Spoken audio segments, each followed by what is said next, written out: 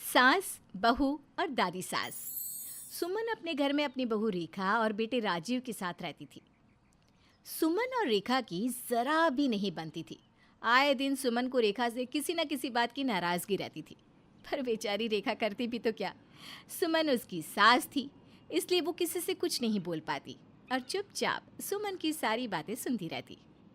बहू, तुझसे एक काम सही से नहीं होता। मैंने तुझे कितनी बार कहा है कि बिना मुझसे पूछे तो सुबह का नाश्ता नहीं बनाएगी।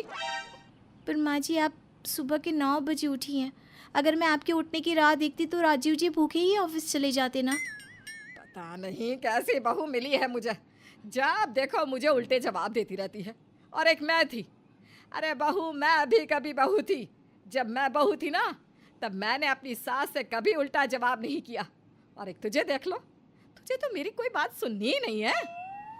इस तरह सुमन रेखा से नाराज होकर अपने कमरे में चली जाती है। शाम को राजीव घर आता है और दोनों सास बहू का फूला हुआ मुंह देखकर चुपचाप खाने के टेबल पर खाना खाने लगता है और अपनी माँ से कहता है, माँ, कल दादी आ रही है, तो आप कल दादी की पसंद का खाना बनवा लेना। नहीं तो आप तो जानती है ना दादी को। क्या? कल तेरी दादी गांव से आ रही है? पर तूने मुझे ये बात पहले क्यों नहीं बताई? माँ, मुझे भी ये बात अभी कुछ देर पहले ही पता चली है। वैसे दादी ना हमें सरप्राइज़ देना चाहती थी। इनफैक्ट उन्होंने तो मुझे ये भी कहा था कि मैं उनके आने की खुशखबरी यहाँ पर किसी को ना दूँ। पर मैंने सोचा जैसे दादी हमें सरप्राइज़ दे रही है, क्यों ना उनके आने का स्वागत करके हम भी उन्हें सरप्राइज़ दे दें। अच्छा, मैं चलता हूँ। रेखा, कल सुबह मुझे जल्दी उठा देना, मुझे स्टेशन पर दादी को लेने जाना है। आ गई मेरी मुसीबत। हे भगवान, रक्षा करना मेरी। सास की सास आ रही है, अब आएगा मजा। बहुत सास होने का रोब झाड़ती है ना माँ जी। अब जब उनकी सास आएगी और उनकी क्लास लेगी तब आएगा मुझे मजा। अब देखना सासू माँ, मैं कैसे आपकी सास के साथ मिलकर आपकी सांस गले में अटकाती हूँ। अगली सुबह राजीव अपनी दादी पुष्पा को लेकर घर आता है और घर आते ही पुष्पा सुमन से कहती है, बहू तो नहीं सुधरने वाली। मैं इतने दिनों बाद यहाँ आई हूँ, पर तूने मेरे लिए अब तक साड़ी और गर्म पानी करके भी नहीं रखा। अरे पर माँ जी, अभी तो गर्मी है ना, और भला गर्मी में गर्म पानी से कौन नहाता है? और मुझे तो पता भी नहीं था कि आप आने वाली हैं। बहू, मुझसे झूठ ना बोलिए। मैं राजीव को बहुत अच्छे से जानती हूँ। उसके पेट में कोई बात नहीं पचती। और एक बात, अब मेरी उम्र हो चली है और एक बूढ़ा इंसान एक छोटे बच्चे की तरह नाजुक होता है। इसलिए इस समय तुझे मेरा ख्याल रखना चाहिए, वरना तुझे तो कोई फर्क ही नहीं पड़ता ना मुझसे। इस तरह पुष्पा घर आते ही अपनी बहू सुमन को डांटने लगती है। और इसी बीच रेखा अपनी दादी सास के लिए एक साड़ी लेकर आती है और अपनी दादी सास से कहती है, दादी जी आप नाराज़ मत होइए, माँ जी को आपका ख्याल नहीं है तो क्या हुआ, आपकी छोटी बहू है ना, मैंने आपके लिए पानी गर्म करके रखा है।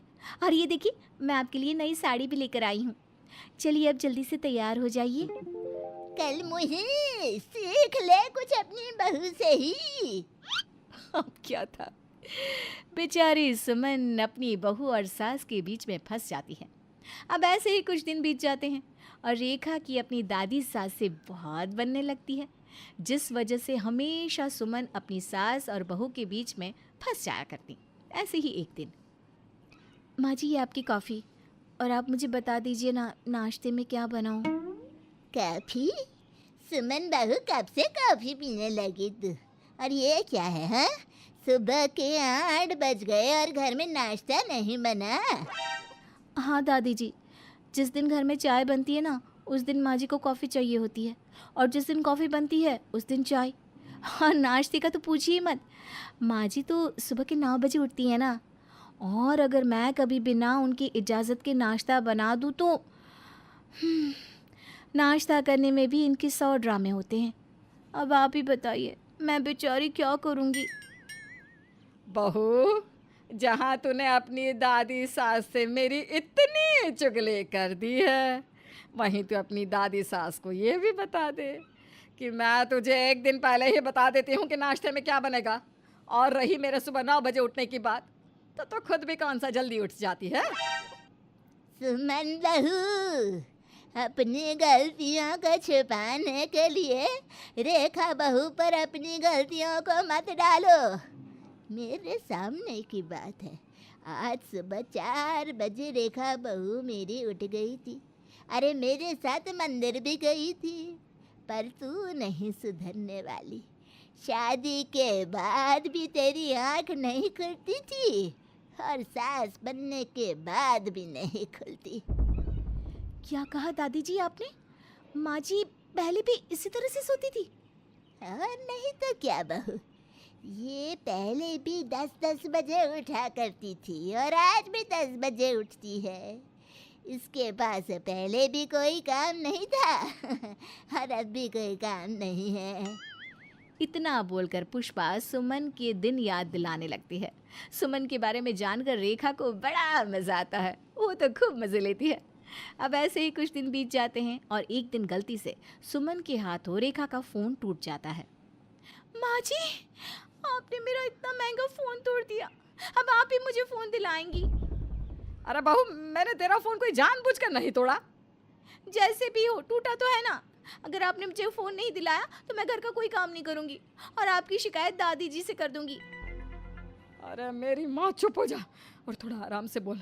अगर तेरी दादी सास ने सुन लिया ना तो घर में भूकंप आ जाएगा। तुझे नया फ़ोन चाहिए ना?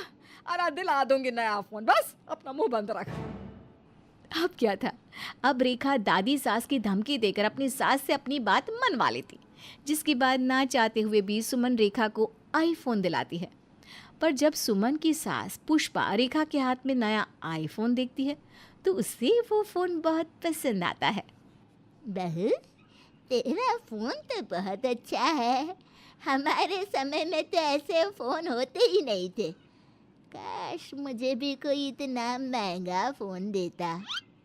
दादी जी, मुझे ये फ़ोन माँ जी ने दिया है। अब जैसे ही पुष्पा को पता चलता है कि सुमन ने अपनी बहू को फ़ोन दिया है तो पुष्पा का पारा गर्म हो जाता है और पुष्पा सुमन से कहती है, दिखा दिया ना फर्क सास और बहू में। अपनी बहू को फ़ोन दिया जा रहा है और सास को आज तक एक साड़ी भी नहीं दी गई तुझसे। अरे जब मेरी सास जिंदा थी तब मैं हमेशा अपनी सास को कुछ ना कुछ देती, पर एक तुझे देखो, बेशर्म कहीं की। अब क्या था, अपनी सास के ताने सुनकर बेचारी पुष्पा अपनी सास को भी आईफोन दिलाती है और इसी तरह से दिन बीतते हैं। समय के साथ बेचारी सुमन अपनी सास बहू के बीच में फंसती ही जाती है। हे भगवान, न जाने मेरी सास कब जाएगी। मैं तो इन सास बहू के बीच में फंस चुकी हूँ। सुमन ये सब कुछ सोच रही थी कि तभी गांव से पुष्पा के बड़े बेटे का फ़ोन आया। क्या बेटा, मुझे कल के कल गांव आना पड़ेगा। किसी ने हमारी ज़मीन हड़प ली। फिक्र मत कर, मैं कल ही गांव आ रही हूँ और जिसने भी हमारी ज़मीन हड़पी है उसको तो मैं अच्छा मज़ा चखाऊंगी। भगवान जी, आपने मेरी इतनी जल्दी सुन ली। अब जब आपने मेरी इतनी जल्दी सुन ली है तो मैं ना कल आपको देसी घी में लड्डू चढ़ाऊंगी। अब बताती हूँ मैं अपनी बहू को। मेरी सास के आने के बाद ये खुद को शेर समझने लगी थी ना, अब बताऊंगी मैं उसी को कि अगर वो शेर है तो मैं भी सवा शेर हूँ। अब सुमन की खुशी का ठिकाना नहीं रहता और पुष्पा के जाते ही एक बार फिर सुमन शेरनी बन जाती है और रेखा म्याऊ भीगी बिल्ली। ठीक उसी तरह जिस तरह से दादी सास के होते हुए रेखा की सास सुमन थी।